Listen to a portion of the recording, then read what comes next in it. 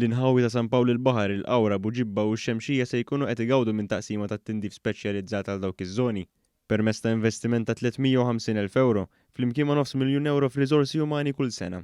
Waqt konferenza tal-aħbarijiet f'San Pawl il-Baħar il-Ministru għat-Turiżmu Clayton Bartolo sostna kif dawn l-inħawi jgħixu f'realtajiet differenti minn lokalitajiet oħrajn u għalhekk il-Gvern ħaseb biex jindirizza dawn ir-realtajiet. Huwa qal li apparti t-tisjieħ tal-prodott turistiku li se jkun ir-riżultat ta' dan l-investiment, il-kwalità tal-ħajja tal-eluf ta' residenti fiż-żona se tkun qed titjieb b'mod sostanzjali. Dan kollu ser jgħin sabiex waqt li nsaħħu t-turizmu u nagħmluh verament sostenibbli, il-familji Maltin u Għawċin ser ikollhom ambjent isbaħ biex jgħixu fih u anke xi jgawdu.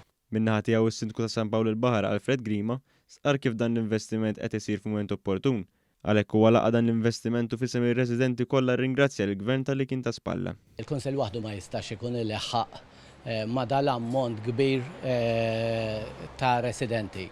Min-naħa tal-Kunsill se jibqa' sostni l-ħidma li qed tiġi provduta wkoll mis-CMD. Intant fl-istess konferenza tal-aħbarijiet is-Segretarju Parlamentari għall-Indafa Pubblika Deo De Battista appella wkoll lill-pubbliku sabiex kulħadd jagħmel il-parti tiegħu jarmi kull tip ta' skart b'mod responsabbli, hekk kif bosta problemi ta' skart fiż-żona jistgħu jiġu evitati mir-residenti stess.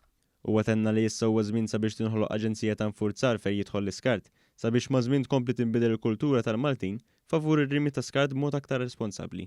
Jiena nemmen li wasal iż-żmien li din id-division ikollha wkoll qiegħed ta' infurzar ħalli niggarantixxu li l-liġi tiġi obduta.